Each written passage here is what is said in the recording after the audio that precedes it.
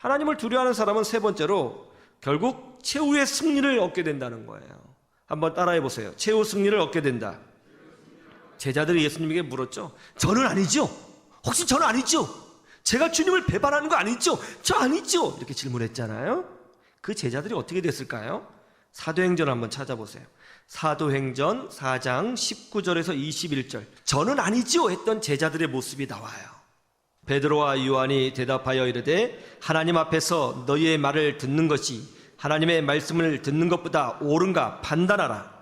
우리는 보고 들은 것을 말하지 아니할 수 없다 하니 관리들이 백성들 때문에 그들을 어떻게 처벌할지 방법을 찾지 못하고 다시 위협하여 놓아 주었으니 이는 모든 사람이 그 된 일을 보고 하나님께 영광을 돌림이라.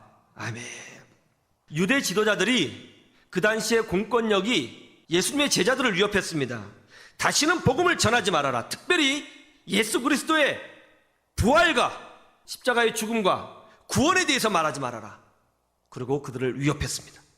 그러자 제자들이 어떻게 반응했어요? 아유, 예, 살려주십시오. 다시는 안 그러겠습니다. 제가 실수해서 복음을 전했네요. 잘못했습니다. 그렇게 했나요? 아니요. 오히려 이렇게 답변했죠. 아니요. 우리는 당신들의 말을 듣지 않겠습니다.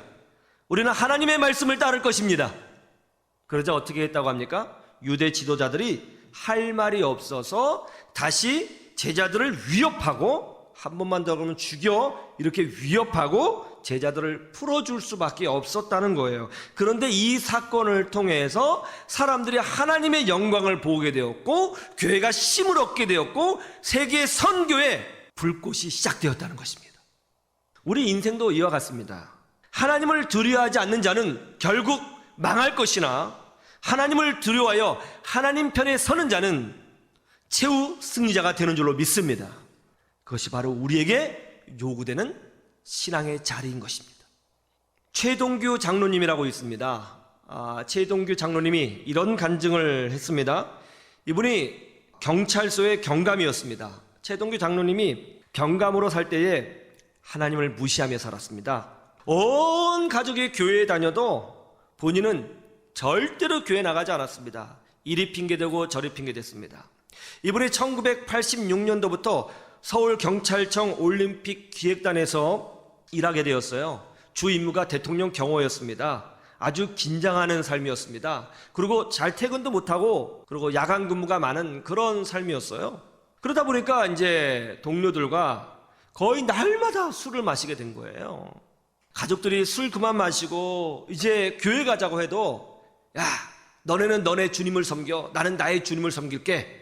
그러면서 술을 마시고 또 하나님을 조롱하고 가족들을 오히려 불쌍한 듯이 쳐다보고 그랬답니다. 그러다가 1987년 11월 올림픽 기획단에서 근무하게 됐는데 피로를 견디지 못하여 쓰러졌습니다. 그런데요, 복통이 오기 시작하는 거예요. 얼마나 통증이 심한지 일어날 수도 없고 방바닥을 떼굴떼굴 굴러다녔습니다. 그리고 통증이 더 심해가지고 기절을 해버린 거예요. 여러분, 통증이 심해서 기절했다? 이거 어마어마하게 아픈 거잖아요. 기절을 해버린 거예요. 눈 떠보니까 병원이었습니다. 거의 비몽사몽이었습니다. 병명이 급성출혈성 췌장염이었습니다. 술 때문에 생긴 병이죠. 의사는 3개월 안에 죽는다며 장례를 준비하라고 했습니다. 그의 나이가 37세였습니다. 죽기에는 너무나도 젊은 나이죠. 그의 가족들과 주변 사람들은 이분을 위해서 정말 간절히 기도를 많이 했습니다. 가족들의 간절한 기도 덕분인지 이분이 의식을 회복했어요. 어머니가 와서 너 이제 예수님 믿어야 된다 권면하고, 아내가 와서 당신도 예수님 믿으세요 권면하고, 아이들도 아빠 병원에서 나오면 우리 같이 교회 가요 눈물로 호소합니다. 그래서 가족들을 보고 그래, 내가 한번 예수님 믿어줘 보자 라고 생각을 한 거예요. 그리고 병실에서 성경을 읽기 시작했습니다. 성경을 읽으니까 하나님이 정말 어마어마하신 분인 거예요. 정말 두려우신 분인 거예요. 한 나라의 운명뿐만이 아니라 한 개인의 운명이 하나님 손에 있었던 거예요. 하나님이 두려웠습니다. 그런 눈물로 자신의 교만을 회개하고 예수님을 영접합니다.